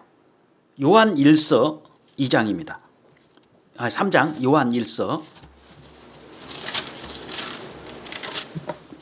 3장 2절 3장 2절 제가 읽겠습니다. 사랑하는 자들아 우리가 지금은 하나님의 자녀라 장래에 어떻게 될 것은 아직 나타나지 아니하였으나 그가 나타나심이 되면 예수님이 재림하시면 나타나심이 되면 우리가 그와 같을 줄을 아는 것은 그의 계신 그대로 볼 것을 인함이지 그랬죠. 그가 나타나심이 되면 우리가 그와 같을 줄 아는 것은 같다는 거예요. 하나님처럼 바뀌어지잖아요. 자, 이제 주를 보라. 장차 주님이 오시면은 틀림없이 지금 내 통장에 빈 통장이지만 한 달에 1,000억이 들어오듯이 예수님만 오시면 이제 우리는 하는 예수님처럼 바뀌어지잖아요. 이건 틀림없잖아요. 이걸 봐야 돼요. 주를 보라는 것이 그냥 막연한 게 아니라 정말 초림하신 예수님을 쳐다보면 어마어마한 사랑을 깨닫고 정말 그 주님께서 나를 위해서 베풀어 주신 사랑 엄청난 것을 알잖아요. 이제 다시 또 주를 보라는 것은 재림하시는 주를 보라 이거예요. 재림하신 주님이 오시면 아담이 선악과 왜 따먹은 줄 아느냐. 이 지구를 가지고도 만족이 없다. 지구 모든 것이 왕이 되었지만 만족이 없었다. 근데 아담이 선악과 따먹은 네가 하나님처럼 된다. 그런 짝 먹었지 않았냐. 그럼 너는 이제 주님이 오시면 너는 정말로 하나님처럼 된다. 이것보다 더 큰 것이 어디가 있냐고요. 그러니까 주님 오실 날이 점점 오늘 하루 지나가면 다가오잖아요. 틀림없이 주님은 오신단 말입니다. 그럼 나는 어떻게 되죠? 하나님처럼 바뀌어지잖아요. 그러면은 이제 장차 오시는 주님을 바라보는 내가 하나님처럼 바뀌어지시는데 나는 어떻게 살아야 되겠느냐. 교회 안에 역사하시는 주님을 봐야 돼요. 그게 정말 중요하잖아요. 초림도 받고 재림도 받다면 초림과 재림 사이에 이 가운데 기간이 교회 시대잖아요. 교회 구성원이 나는 무엇을 봐야 되냐면 교회에서 역사하시는 주님을 또 봐야 됩니다. 이건 굉장히 중요해요. 이게 생활이거든요. 중동에 옛날에 우리나라 사람들이 가난할 때 중동의 남편들이 중동에 일을 하러 갔습니다. 중동에서 그 영상 40도 50도 되는 그 밑에서 남편들이 엄청 고생해가지고 돈을 벌면은 이 남편들은 한 푼도 안 쓰고 다 우리 한국으로 보내줬어요. 보내주면은 아내들이 그 돈을 가지고 애들하고요. 정말 이건 아빠가 중동에서 사진을 보내니 얼굴이 새카맣게 타가지고 흑인 같아. 아빠다. 아빠가 이 고생을 하는 것은 우리 이 다음에 잘 먹고 잘 살게 해주려고 고생하는 것이다. 아빠 수고하는 거 너희들 공부 열심히 해야 돼. 아빠 이렇게 열심히 일하고 있잖아. 우리 가족을 위해서. 그럼 어떤 아내는 그 사진을 보고 보내준 돈을 한 푼도 진짜 헛되게 쓰지 않고 꼬박꼬박 모아가지고 정말 남편이 올 때쯤 되니까 집도 살 수 있고요. 자식들도 훌륭하게 키워놨어요. 어떤 여자는 실제로 있었던 일이래요. 어떤 여자는 느닷없이 돈이 막 몇백씩 몇천씩 막 모여지니까 어떻게 됐냐. 카바레를 들어간 거예요. 가가지고 이제 바람이 났네. 제비족을 만났어요. 제비족 만나니까 어떻습니까? 이 제비족이 이 여자를 유혹해가지고 몸 뺏고 돈 뺏고 싹 다 뺏어버렸어요. 남편은 중동에서 그 죽을 고생을 해가지고 돈을 벌어서 집에다 다 보내주고 있어요. 어떤 아내는 그것을 아껴가지고 집 살 돈을 만들어 놓고 아이들을 훌륭하게 교육시켜놨는데 어떤 아내는 그 돈을 가지고 잘못된 데 빠져가지고 몸도 뺏기고 돈도 뺏기고 다 뺏겼어요. 애들은 엉망이 됐고 남편에게 편지가 왔어요. 몇 월 며칠 날 이 모든 일이 끝나고 우리는 한국으로 귀국한다. 여보 그때 인천공항으로 나오게 편지를 받았어요. 그럼 이 두 여자가 똑같이 남편들에게 편지를 받았을 때 정말 그 남편의 고생한 걸 알고 돈을 모아놓고 집 살 준비를 했고 애들을 훌륭하게 키워놓은 엄마는 어떻습니까? 애들하고 좋은 옷 정말 사서 입고 공항에 얼마나 자랑스럽게 나가겠습니까? 아빠 오신다. 드디어 오늘 아빠가 오시는 날이다. 그 훌륭한 아내는 그 남편을 맞고 아이들과 함께 기쁘게 공항에 나갈 수 있잖아요. 다른 여자. 갑자기 생긴 돈으로 잘못 썼어요. 엉뚱한 데 썼어요. 제비죽을 만나서 몸도 뺏기고 돈도 뺏기고. 이 여자에게도 똑같이 편지가 온 겁니다. 공항으로 애들 데리고 나오라고. 근데 이 여자는 나갈 수가 없어요. 왜? 돈 다 써버렸거든. 애들 엉망으로 만들어놨거든. 이 여자는 편지를 받고 내일이 남편이 오는 날이에요. 그날 저녁에 이 여자는 목을 매달아 죽었어요. 자, 우리가 보단 말입니다. 주님은 분명히 편지 보내셨잖아요. 잠깐 오면 오시리니 지체하지 아니하시리라. 분명히 주님이 오신다고 우리에게 편지 보내셨잖아요. 그럼 나는 정말 이제 장차 오시는 주님을 봐야 되는데 내가 어떻게 살아야지 주님을 자랑스럽게 맞을 수가 있을까? 아까 이 아주머니처럼 남편이 고생해서 보내준 돈을 정말 잘 삶을 잘해가지고 집 살 돈까지 적금해놓고 아이들을 훌륭하게 키워놨다면 이 아내는 남편을 맞으러 가는 날이 얼마나 기다려지고 얼마나 기쁘고 얼마나 감격스럽겠습니까? 반면에 그 돈을 갖다가 잘못 써가지고 엉망으로 만들어 놓은 이 여자는 남편을 만날 자신이 없어요. 결국은 극단적 선택, 목을 매도 죽었단 말입니다. 이와 같이 틀림없이 주님은 오시지 않습니까? 그럼 나는 어떻게 살다가 주님을 영접할까? 대마처럼 주님을 등지고 세상을 사랑하고 가가지고 세상에 파묻혀 있다가 촛대가 옮겨지고 아무것도 한 것 없이 정말 수치스럽게 주님 앞에 갈 것이냐, 아니면 바울 사도처럼, 누가처럼, 디모데처럼, 아니면 스데반 집사처럼 이렇게 살다가 영광 중에 주님을 영접할 것이냐. 이제 장차 오시는 주님을 우리가 봐야 되잖아요. 어떻게 살다가 주님을 영접할 것이냐. 삶이 중요한 겁니다. 이제 교회 안에서 역사하시는 주님을 한번 보자는 거예요. 어떻게 주님께서 우리를 역사하시는지. 이거 잘못하면은 정말 주님 오셨을 때 정말 부끄럽게 만날 수도 있잖아요. 그런 모습으로 만나면 어떻겠습니까? 정말 할 말이 없을 거예요. 아마 그 남편이 보내준 그것을 잘못 써가지고 마지막에 남편을 만나지 못하고 비참하게 목을 매 죽인 여자처럼 우리가 그렇게 살다가 주님을 만나면 안 되지 않습니까? 이제 잠시 후에 주님 오신다면 우리는 정말 신앙생활 잘해서 우리 가족들 전도하고 우리 교회를 부흥시키고 하나님의 흡족하게 정말 기쁨을 드리고 하나님이 탁 만났을 때 탁 나를 깨어나 주시면서 다독이면서 정말 고생했다. 이제는 고생 끝이다. 그런 주님의 위로와 그런 칭찬을 드려야지. 너는 도대체 이 꼴이 뭐냐? 너 뭐하다 왔냐? 라고 책망을 한다면 아마 쥐구멍이라도 찾고 싶을 거예요. 우리 수양회 때 이 목사님께서 그런 말씀 하시더라고요. 어떤 사람이 크리스찬인데 하나님 앞에 잘못 살다가 죽었어요. 죽었는데 딱 하나님 앞에 가니까 구원받은 사람이 쫙 서 있는데 보니까 주님이시더래요. 주님께서 쭉 오시면서 모든 사람에게 다 그렇게 깨어나주면서 얼마나 고생했냐 하면서 다 위로해 주는데 주님이 자기 앞에 딱 오더니요. 이 책 제목이 와입니다. 왜라는 뜻이에요. 왜. 주님께서 자기 앞에 딱 오더니 그냥 딱 쳐다보더니 석 스쳐가시더래요. 너무 다 충격이었어요. 왜 다른 분에게는 주님께서 다 일이 깨어나주면서 고생했다, 수고했다, 이제는 고생 끝이다 이렇게 위로를 해주시고 칭찬해 주시는데 왜 내 앞에 와서는 주님께서 쳐다보지도 않고 딱 보더니 싹 스쳐 지나간 얘기예요. 왜? 그러다가 이분이 살아났어요. 그래서 쓴 책이 왜입니다. 왜? 그때 왜 주님은 내 앞에 와서 왜 나를 그냥 싹 스쳐 지나가셨을까? 왜? 내가 이 다음에 다시 주님을 만났을 때는 절대로 그런 모습으로 주님을 만나서는 안 되겠다. 그리고 다짐을 한 거예요. 결코 내가 과거에 이렇게 산 삶을 살지 않겠다. 그때 주님은 왜 나를 스쳐 지나가셨지? 너무나도 가슴을 찢는 그런 마음인데 살아난 거예요. 그리고 정신이 바짝 든 겁니다. 이렇게 살아서는 안 되겠다.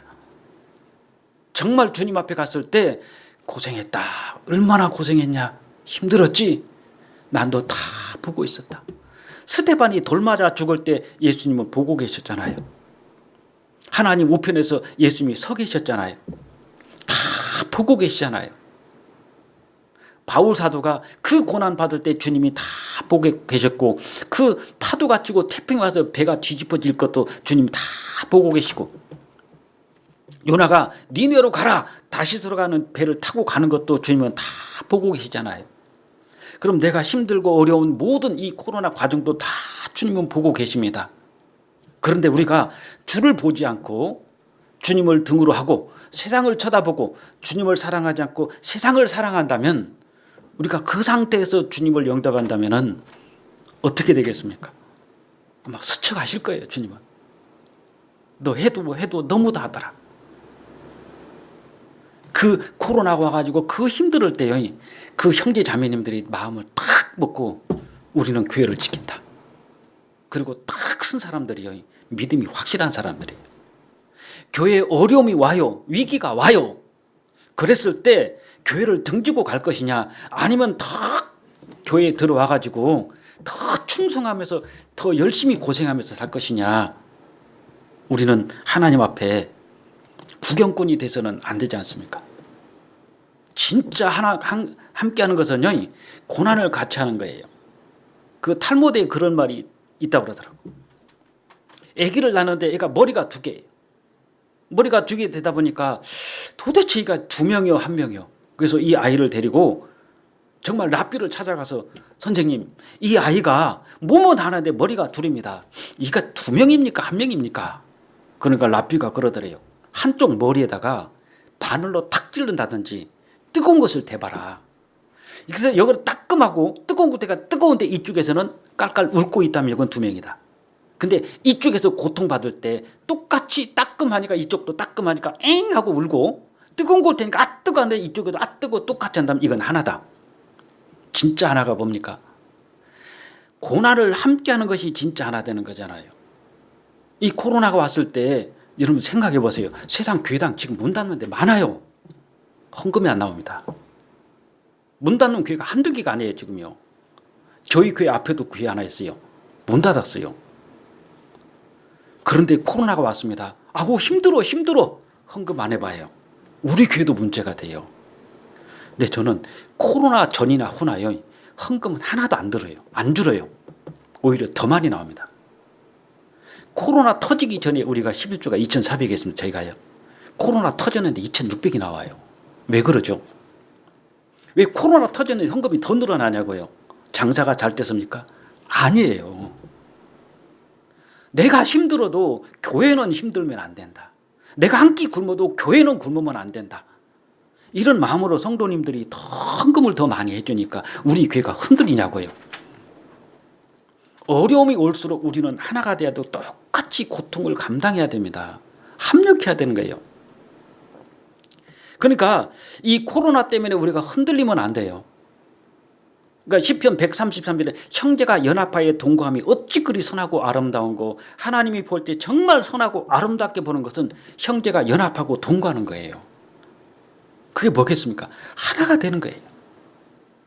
어떤 사람이 결혼을 했는데 어떤 사람은 이 아내는 손은 있는데 다리가 없어요.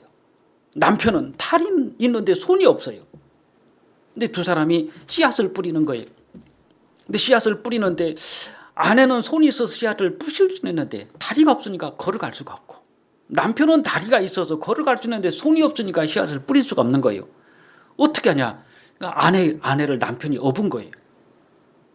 그래서 아내의 없는 다리를 남편이 대신해주고, 남편의 없는 손을 아내가 대신해줘서 두 사람이 딱 하나가 되니까요, 씨앗을 뿌리는 거예요. 남편은 걸어가고 아내는 그 손으로 씨앗을 뿌리고 하나가 되니까 할 수가 있잖아요. 이렇게 어려울 때일수록 우리는 더욱더 하나가 돼야 됩니다. 뭐 코로나 때문에 전도 안 된다. 왜 안 돼요? 더 잘 될 수 있습니다. 우리도 지난주에 전도 집회했어요. 약 80명 이상이 들었어요. 코로나 오기 전에는 키크대야 20, 30명 들었습니다. 근데 코로나 터지니까 더 많아지잖아요. 코로나 터지기 전에 하계장에서 기껏 가봤자요 6, 70명이에요. 코로나 터졌어요. 작년에 하계장 했잖아요. 100명을 넘어요. 듣는 사람들이. 훨씬 많습니다. 그분들이 구원 받았냐 안 받았냐 그건 모르지만 여하튼 더 적극적으로 다 아는 사람 전화해가지고 문자 다 보내주고 그 우리 인터넷 주소 있지 않나요? 다 보고 매일매일 체크하는 거예요. 들었냐? 들었다.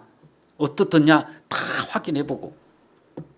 오히려 코로나 있을 때보다 더 많은 사람에게 우리가 이 메시지를 복음을 전했습니다.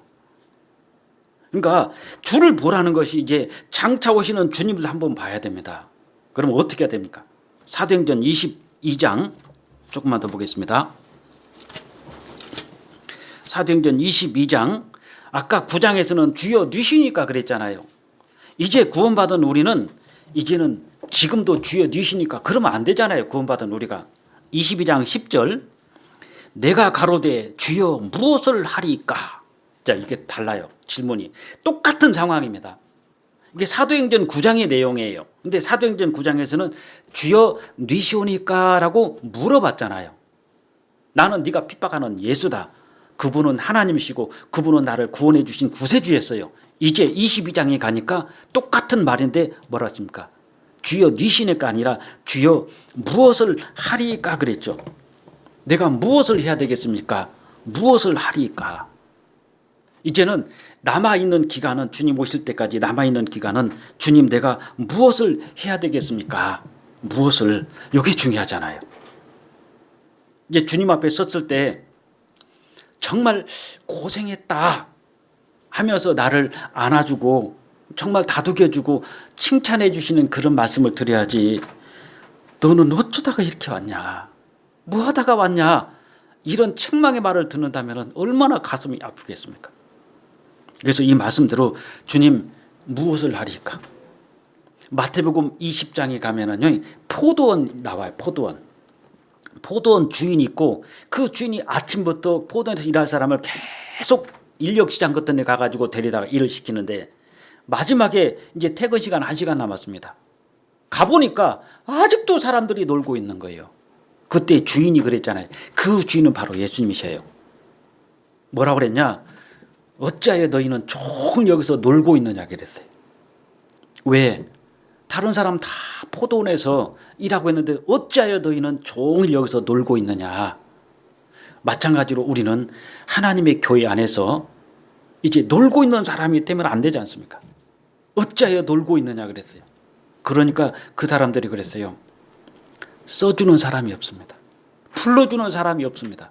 인력시장에 가면은요 먼저 데려가는 사람이 건강하고 일 잘하게 생긴 사람 먼저 다 데리고 갑니다. 그 다음에 안 데리고 가는 사람이 누구냐?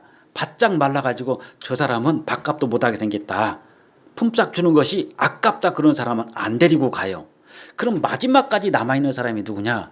바짝 말라가지고 일 못하게 생긴 사람들이에요. 이 사람들은 인력시장에서도 안 데리고 가잖아요. 끝까지 있었어요. 근데 마지막 주인이 포도원 주인이 와가지고 너희는 왜 하루 종일 여기서 놀고 있느냐? 써주는 사람이 없습니다. 내 포도원에 가서 일하라. 그때 들어가서 일을 했어요. 일을 했는데 주인 양반이 1시간 일했는데요. 주인 양반이 하루 종일 일한 사람하고 하루 품삯을 똑같이 준 겁니다. 그게 은혜잖아요. 주님은 우리가 엄청난 은혜를 주시는데 뭐라고 그랬냐면 어찌하여 놀고 있느냐 그랬어요. 너는 구원받고 어찌하여 교회에서 놀고 있느냐. 어째서 너는 놀다가 오느냐.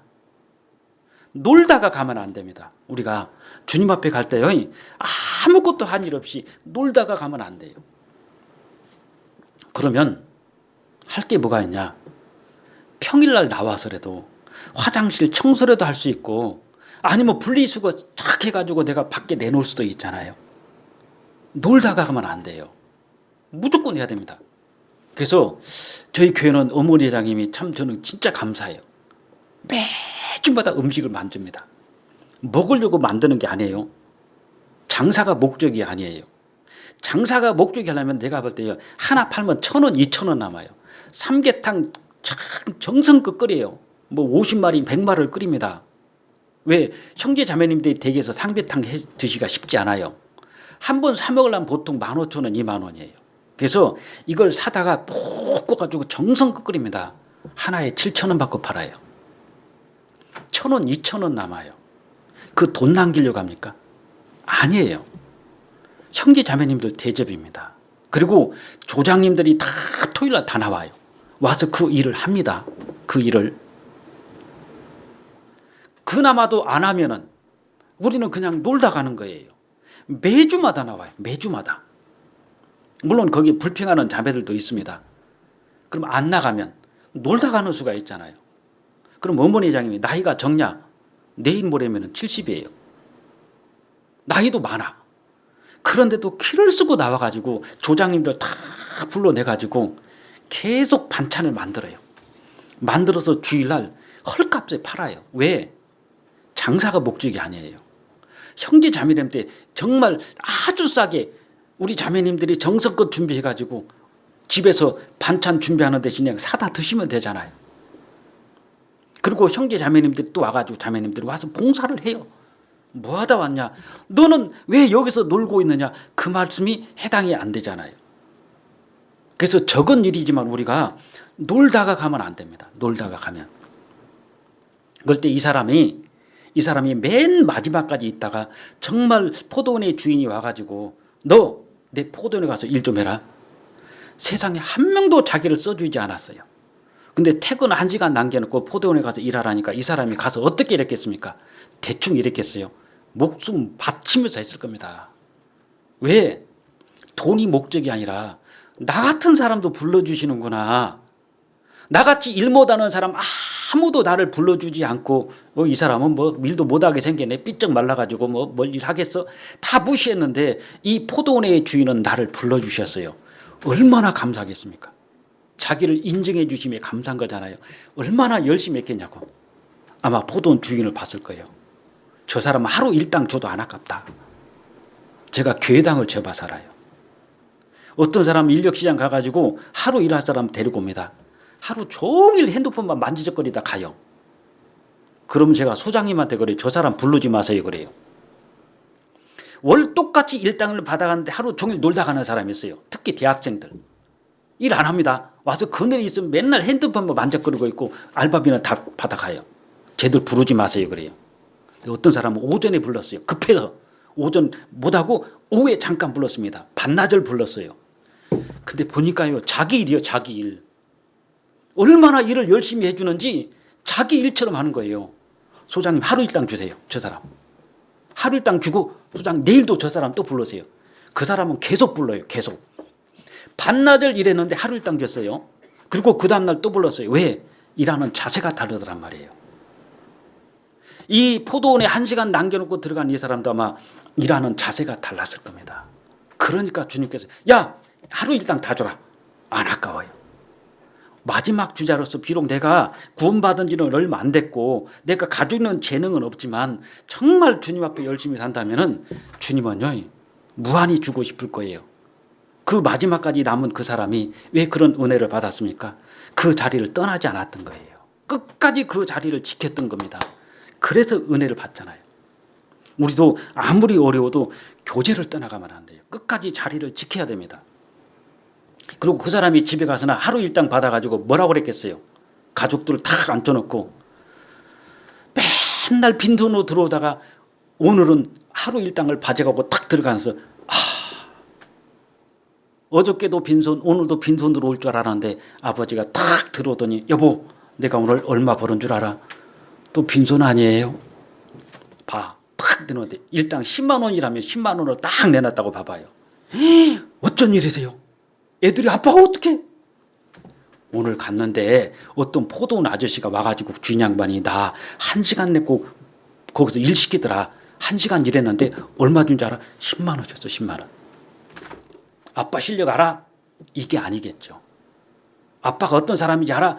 자기 자랑하는 게 아니라 정말 저 포도원 주인님이 너무너무 좋더라. 그분 자랑할 거 아니에요. 입이 마르도록. 우리가 나 자랑할 거 없어요. 주님 자랑하잖아요.